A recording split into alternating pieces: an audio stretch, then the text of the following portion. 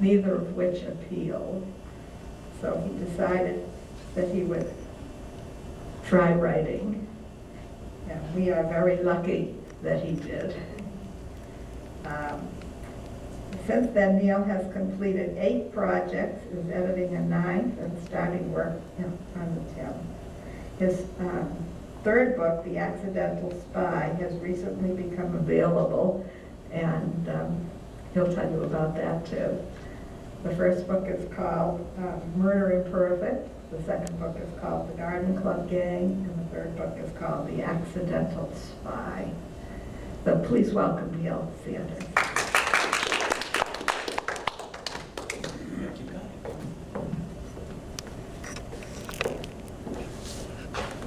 Can you get a recording level without me having to just do like that? That's fine. That works? Good, fine, okay. No, this is fine. This way I can ignore it. I was not aware that Winchester was an Amish community, that the men sit on one side and women sit on the other. It's fine. I can respect that tradition. That's You can put that in your next book. I already have. My name is Neal Sanders, and thank you very much for showing up this morning. I think we all have, there are dates that stick with us because they're important to us. You know, it's the day that we got married, it's the date of the birth of our children, it's the date of our grandchildren. For me, the date is, one of the ones that is really special to me is October 5th, 2005. Because as Connie said, that's the date that I sold the company that I had been working for the previous 7 years and found myself momentarily unemployed. As Connie says, there were 2 offers on the table. One of them was to go to work for acquire the company. I would have had to learn German. I didn't feel like doing that. The other one would have had me living out of a suitcase for 6 months out of the year, and I didn't feel like doing that either. What I really wanted to do was to tell stories. I wanted to tell good, rousing stories with believable characters, stories that would make you sit up and cheer for the people and have good, convoluted plots that if you really follow them, you could figure out what they were about, and people that you could care about, which meant I wanted to write mysteries. So I went home that day and said to my wife, Betty, what happens if I don't go back to school tomorrow? She said, what exactly do you have in mind? I want to write. She said, give it 6 months. So at the end of 6 months, I had produced a manuscript. It was actually a pretty good manuscript. And so I sat down and wrote some more, and 6 months later, I had another manuscript. And lo and behold, yeah, I was a writer. Now, nobody had published this stuff yet, but I had written, and it turns out that, yeah, I was actually somewhat good at it. I have a degree in journalism, see, and it's from an institution, I will not say of higher learning, because it's, let's put it this way. The University of Florida, where I went to school, had 55 fraternities, 45 sororities, and 1 classroom where they taught the theory of the forward pass. And I had my degree in journalism, and I sort of went over to the dark side and went to work in corporate finance, which is sort of as far away from journalism as you can get. But I worked my way back to writing. And I already had a couple of ideas in my head for things I wanted to write, which is why I would sit right down at my computer and start banging out my first story. But sometimes inspirations come to you in the strangest of ways. Has anyone in here ever been to a charity dinner? Come on in, join us, we're just getting started. Has anyone been to a charity dinner? Okay, well, if you have, there are actually always 2 dinners going on. There's one up in the front of the room where the lights are bright and the glasses are clinking and there's lots of laughing and merriment going on. And that's because somebody bought a table for 10 and they invited their friends. And they're having a wonderful time. But if you buy just 1 ticket, or just one for yourself and your spouse, they sit you there in the back of the room where it's dark, and the only sound is that of the door into the kitchen swinging open and closed. Well, about a year after I started writing, I bought tickets for a charity dinner, and we were seated back at that table. And when I got to the dinner, it was already clear that there was a disaster in a way, because while the merriment is going up in the front of the room and the back, it's nothing but this people with this look of horror on their faces. And the reason why they have the look on the horror on their face is because there is a guy, and the guy is sitting right there across the table from me. And he is already 3 sheets to the wind. And he is shamelessly shilling the fact that he is a wealth manager. It's another word for stockbroker, with I'm sure as well say that now. And last year he got 38% for his clients. And he could do at least as good for us. And as the evening went on, it went from 38 to 42 to 45. I think by the end of the evening he was up over 50%. And we are a captive audience. He's there, he's got us on our arm, he's there, he's working as our business cards are, his business card is in front of us. It was awful. Now, sitting directly to his right is this woman, absolutely attractive. She is mid-30s, she's stunning, extremely well-dressed, and she has the most bored look on her face you've ever seen. And I didn't realize it at first, but they were together, because every once in a while she would reach over and she would be trying to do. But over the course of the evening, the look on her face as he keeps getting more and more drunk and louder, goes from boredom to annoyance. To finally it gets to be anger.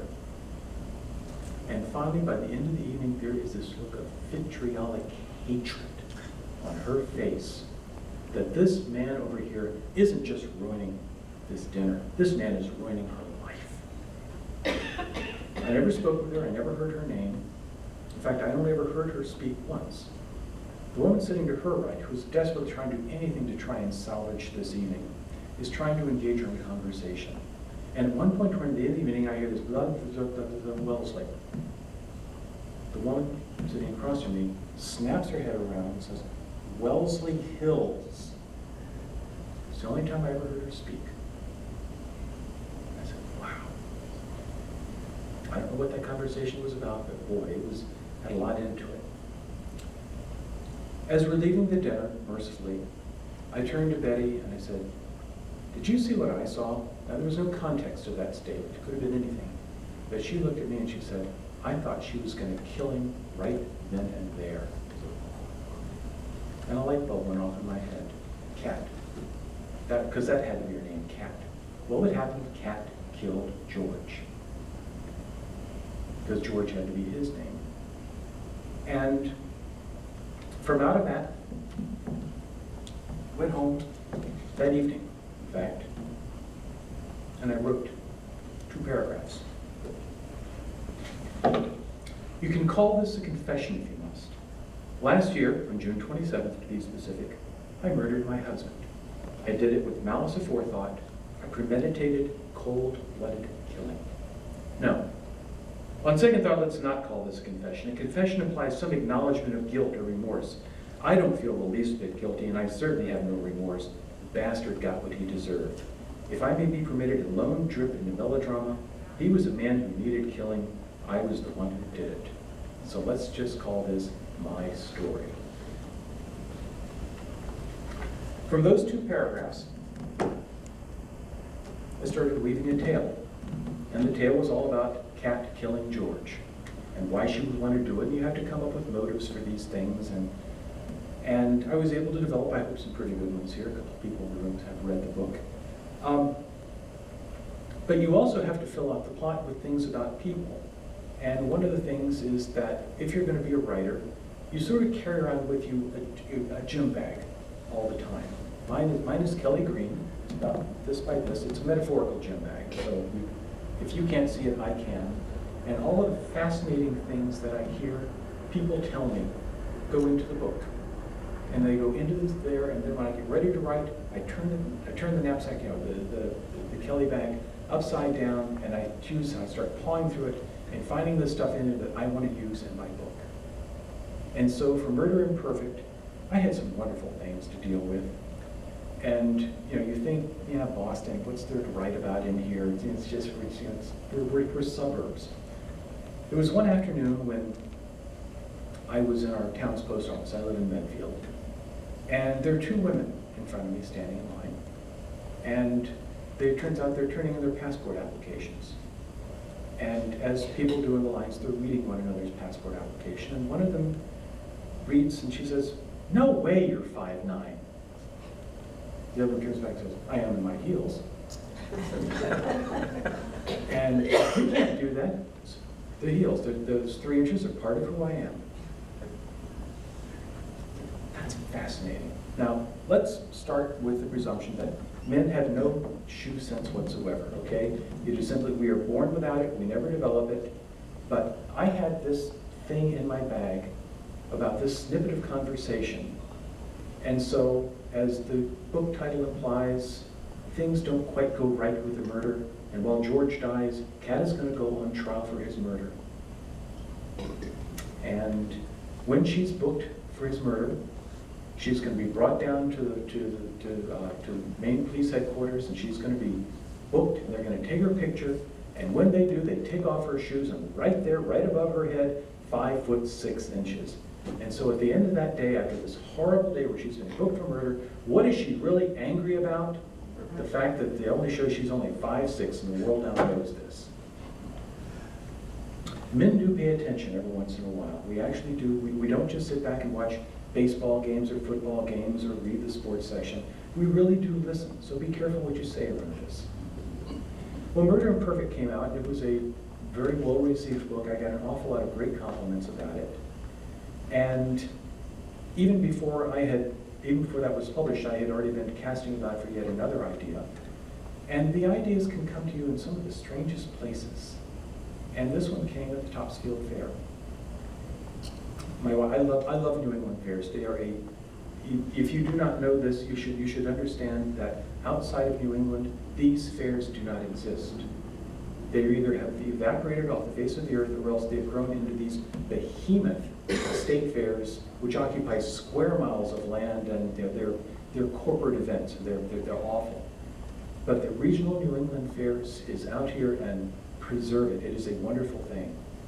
So we're at the Topsfield Fair, and we were just walking around near the entrance, when all of a sudden we hear a beep behind us, and an armored truck pulls right up in front of this building.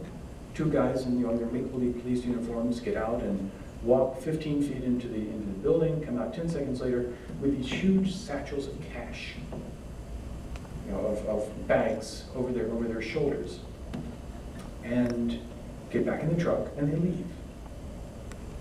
I said, isn't that fascinating? And then I look around, and I have this epiphany. It's like almost a religious epiphany that says, this place is the last bastion of the cash economy. That in the rest of the world, we all whip out our credit cards and our debit cards, and we write checks, but here at these fairs, you're peeling off $20 bills wherever you go. And so those guys have real money inside those satchels. And I'm thinking, okay, 15,000 people a day, $12 entry fee to get in, and if 80% of them paid cash, that's $125,000. That is a terrific amount of money. And so I had been thinking about the idea of an unusual robbery. And we wander a little bit more through the fair, and I didn't realize we had wandered back full circle. And we go into what is called the Flowers Building up there, and where there's a flower show underway. And my wife, who is a member of a garden club and who knows everybody in the entire world, and this because garden club people is a very tight-knit group, and she goes over, she starts talking to 2 women who are sitting there. And after she's finished talking, I say, who are they? Oh, that's Joan and Leslie. They're the docents. So what's a docent? So their job is to mind the flower show, keep their hands off. The light bulb goes off in my head. What if there were a robbery at the fair, and I even thinking along the lines of college students or something. I said, what if it were a couple of little old ladies who pull off the fair, who pull off the robbery, and who use the fact that they're sitting right across from the administration building, because the flower show at the Topsfield Fair, if you look out the front entrance, there's the administration building, and there's where the truck pulled up. Now, it's going to be a nifty thing, because they're going to have to pull this off in broad daylight with 15,000 people around, including a whole bunch of them standing right where they are. So they're going to have to do an awful lot of, thinking in order to get this done. But the more I thought about it, the more I realized, yeah, maybe I could pull this off. But there was something that was missing out of all of this, and that was the fact, what's the motive? We are We are people, we have honor, we don't steal things. You know, I don't take something off the pile without paying for it. It's not the way I was raised, it's not the way the inside of me works. But maybe there are things that happen to us in our lives that simply cause us to behave a little differently, and sometimes there are triggers. Well, again, I was out there in the corporate world for 35 years, and for 30 of those years, I would come home at night very tired, and all I had in mind was to sit someplace nice and quiet with something cold and alcoholic in front of me. And my wife would say, you know, "You wouldn't believe what happened to me. You wouldn't believe what I heard." And I'd say, huh? But then all of a sudden, I'm writing. And now, she comes in from her volunteer activities, and she says, "You wouldn't believe what happened to me today." I say, "Yes, I would. Why don't you sit down and tell me about it?" Well, the week after we were at that fair, she came home and said, "You wouldn't believe what happened to me." And she told me a story. And I pretty well transcribed it.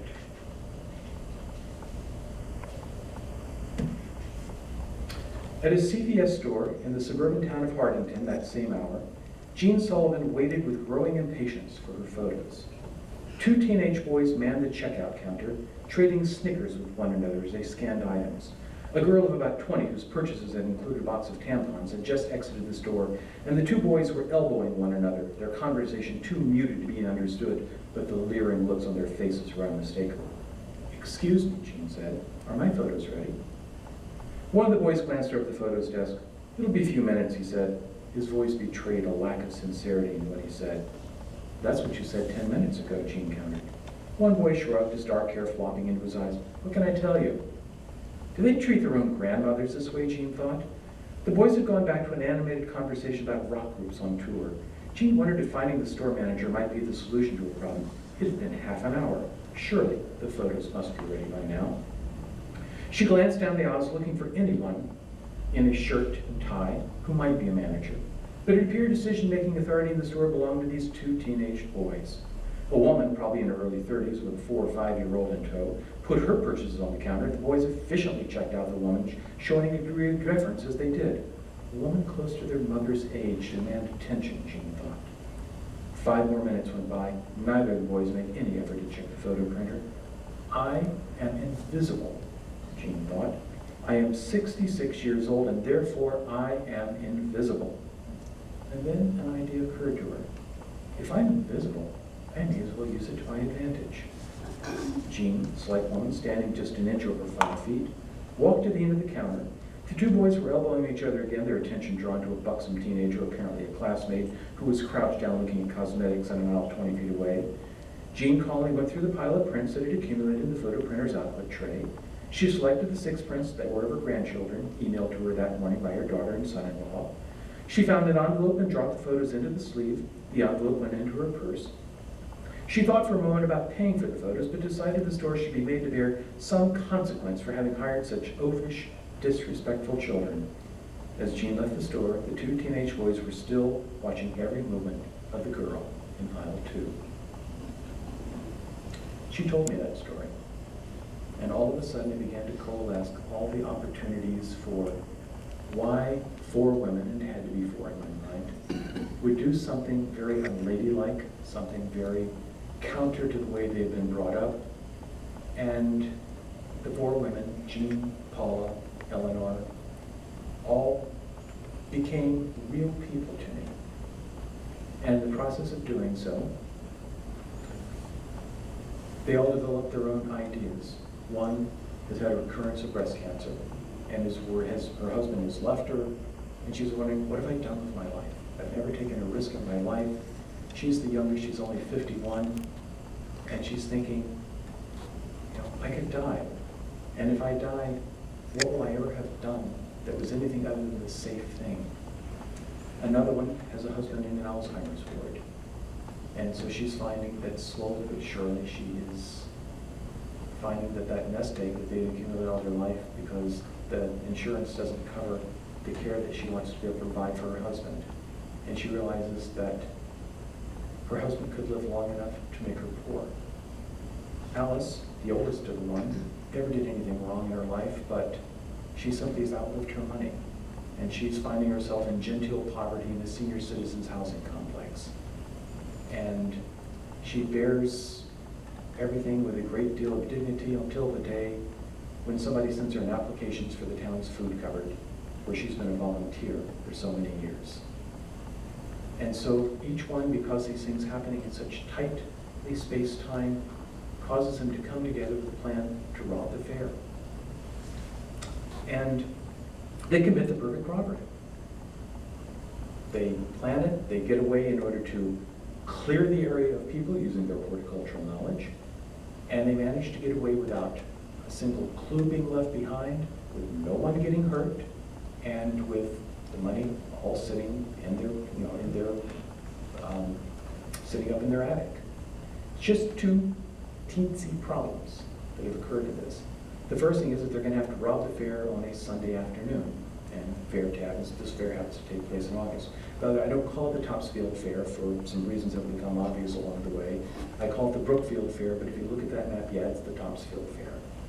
I was at a book club up in Ipswich a couple of months ago, and one of the ladies at the book club is a good friend of the financial manager of the Topsfield Fair, and she bought a copy to send to him.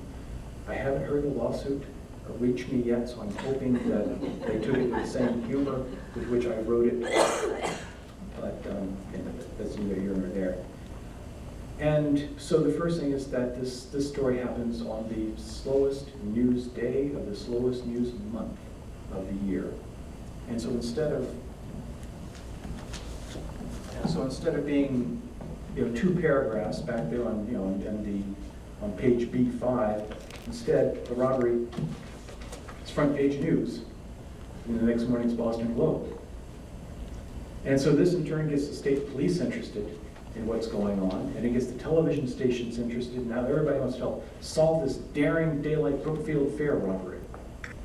The other teensy problem is that they figured they were going to get $125,000. They did the math. And in fact, the article in the Globe the next morning says, yeah, $127,400. The teensy problem is they've got $500,000 up in the attic. Where did the rest of that money come from? Now, I'm not telling you anything that hasn't happened before page 35 of this book. So, and the book's 260 pages long, so an awful lot is going to be happening along in this story before it's over with. And what I can tell you is that they are enormously resourceful women, they are delightful women, and that they, if the essence of mystery is who done it, in this case you already know who done it, the essence of suspense is, are they going to get away with it? And so you'll find out on about page 259 whether or not they're going to get away with it. I do like to keep people Don't start down. at the back. I'm sorry? Don't start at the back. Don't start at the back. There is a woman who is the branch manager of Rutland Trust, where I bank, and she has read each one of my books. And most people who read them, come up to me and say, absolutely fantastic. Starting with Murder Imperfect, I cannot walk into that bank, even a year later, without her grabbing me by my shirt, pulling me into her office, and saying, how dare you let the book end that way? And people feel strongly about these things. Also, when you're writing, you draw your sources from the people you know around you.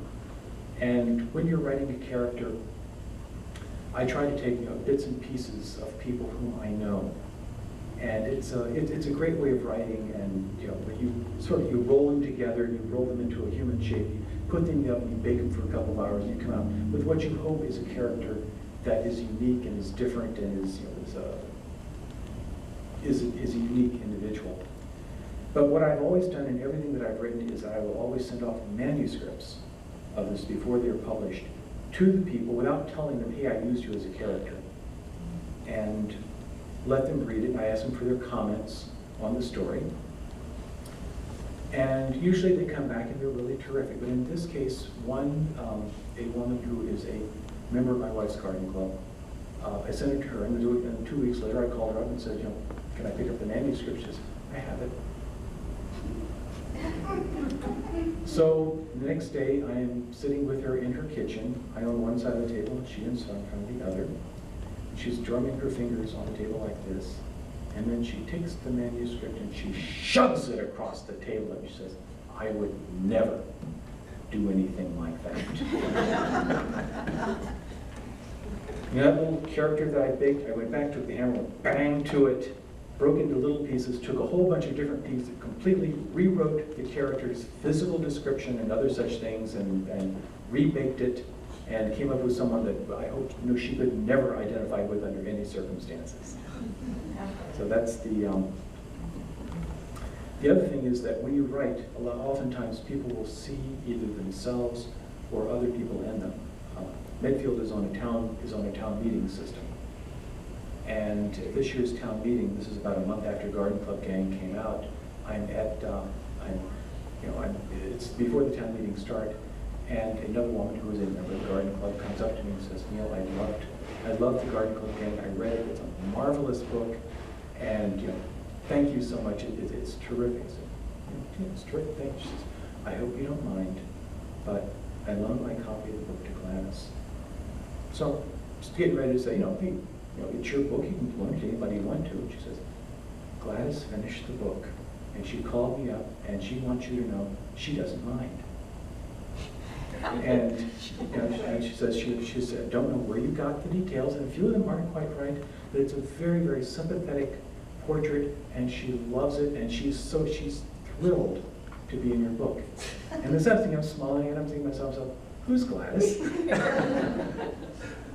And so it's something of a guessing game in Medfield, because Hardington bears a certain resemblance to Medfield as to who is who in the book. And I'm happy to let people play that game all they want to.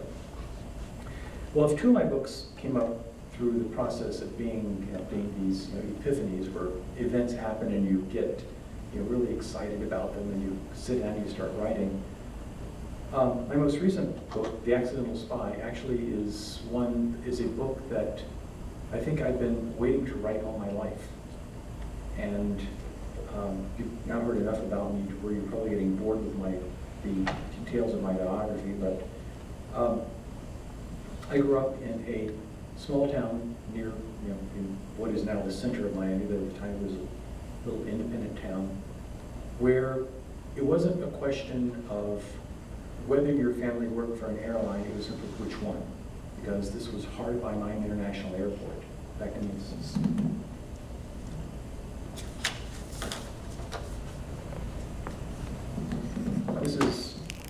This is Miami as it was in the 1960s, and this little red triangle here is the town of Miami Springs, and the blue is Miami International Airport. That's the two are intertwined. And listen, I promise I'm not making this up. Okay, this is Google Maps of the area today. It's changed slightly. This is where my house stood. It's not there anymore. It's been torn down and made way for an office building since then.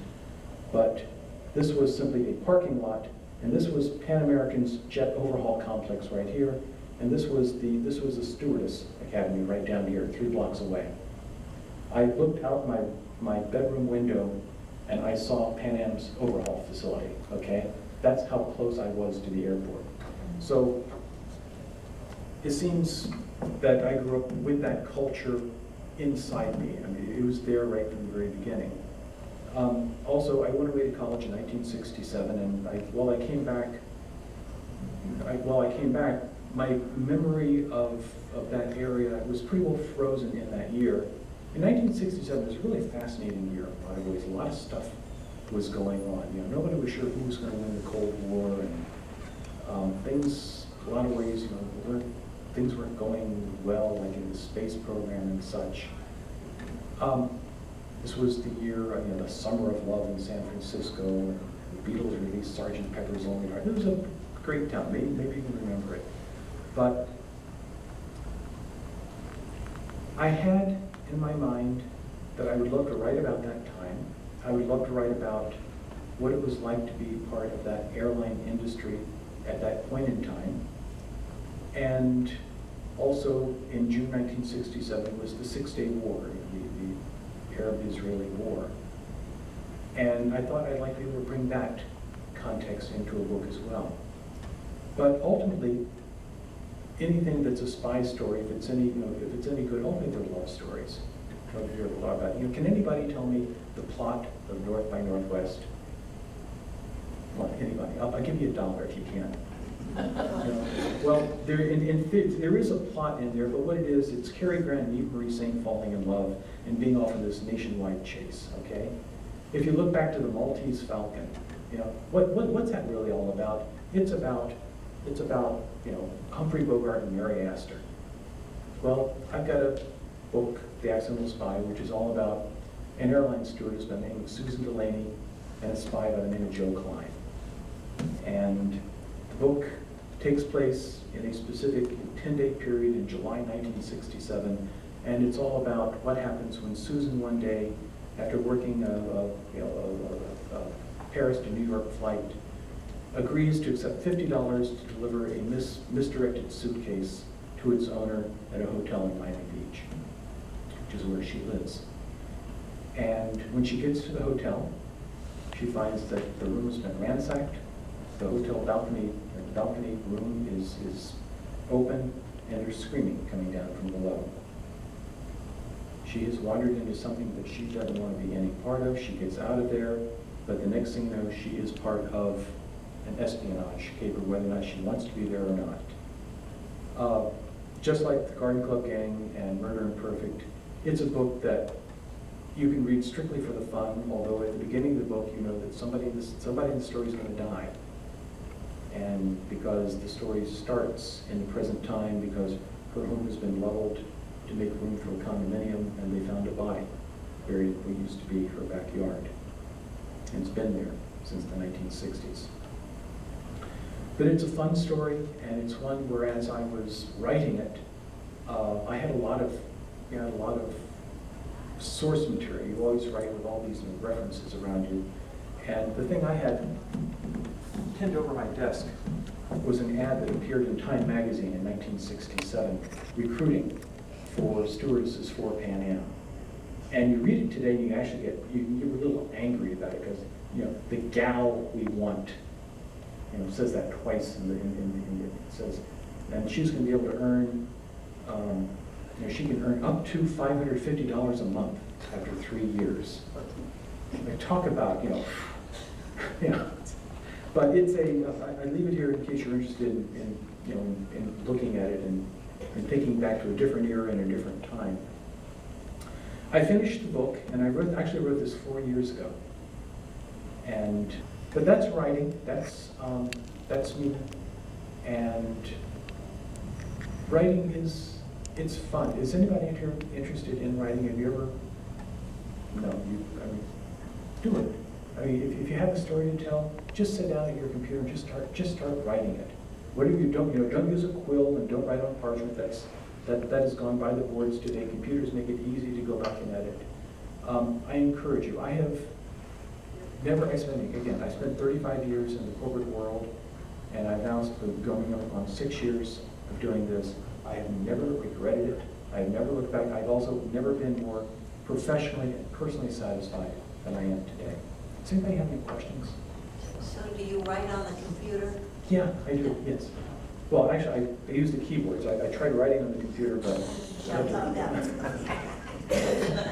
Yes? I read and fairly enjoyed The Accidental Spy. Your knowledge of microchips and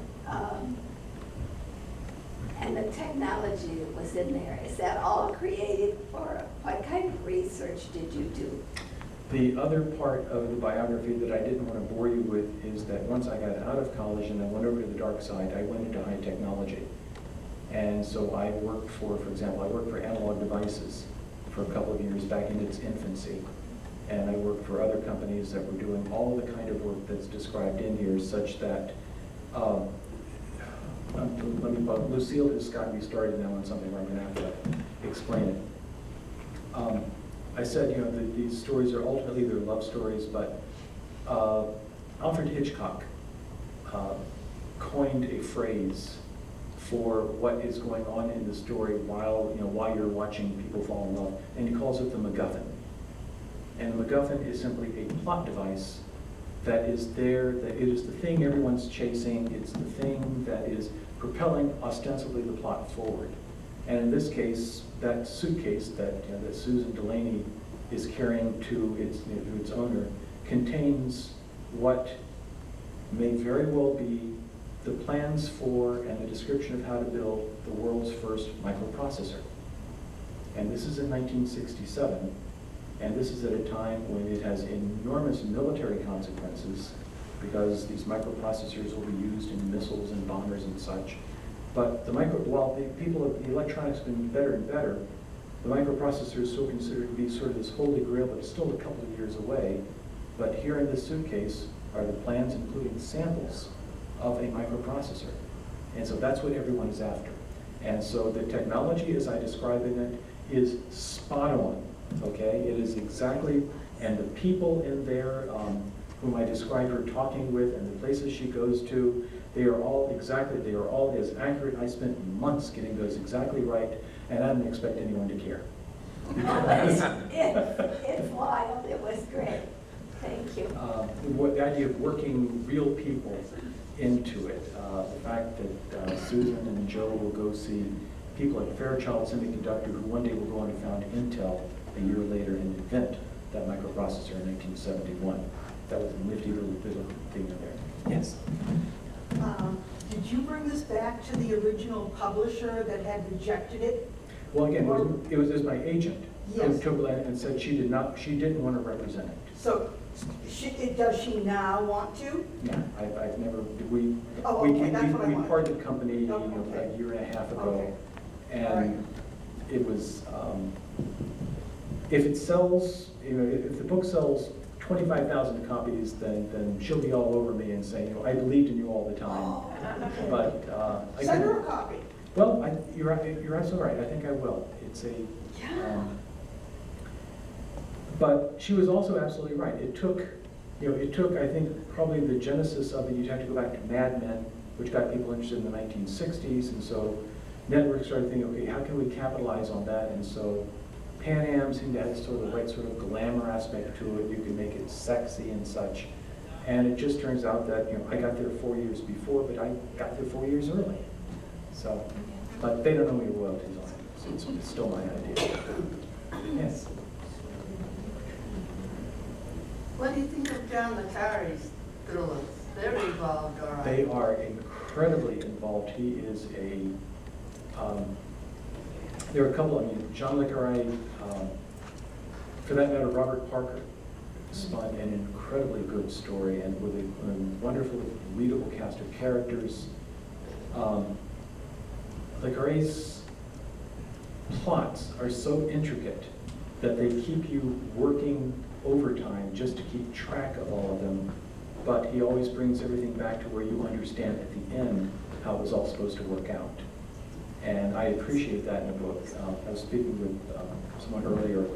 We were talking about there are two ways that you can get into a book, and one of them is that Agatha Christie, for example, is someone whom I grew up reading.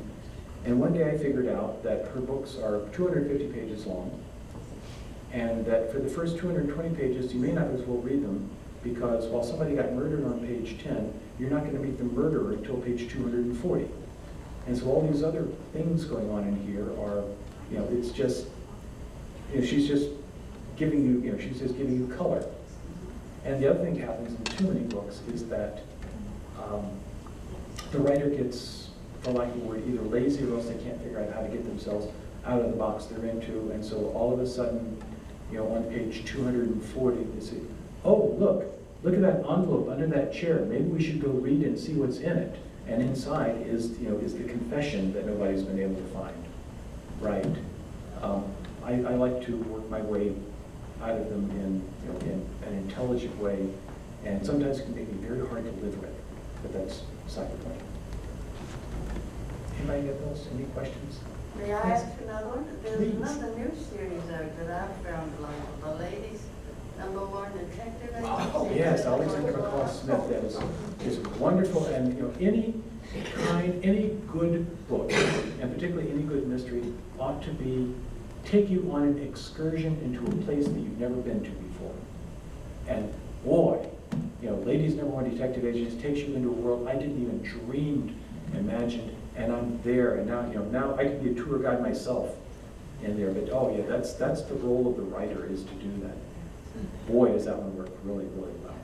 Thank you for mentioning it. If anybody hasn't gone through, what are there now, 6 or 7 of those? They had the TV series. Did you see it on television? One episode. I saw 7 of them on TV. It was Okay. last year. Oh, No, they fabulous. Oh, my goodness. Yeah. It's interesting that the author of those lives in Edinburgh, I think, Okay. Scotland. Mhm. What is his profession? I have no idea. Whatever it is, his research is impeccable. He's a doctor. Because the, He's a doctor. okay, the verisimilitude is, which is another word for the truthfulness of it, is, you know, it's flawless. So I want to go to Botswana. Yes. Anyone else? Okay. Connie, I turn the floor back over to you. Sorry to interrupt, but the police say there are 2 cars in the parking lot that are parked on yellow lines and they don't want to ticket them. That's why Judy just called me out to say that they said if you go out and move them, they won't ticket them. But if you don't go out and move them, they will have to ticket them because they're where there really isn't a parking space. One is a Buick.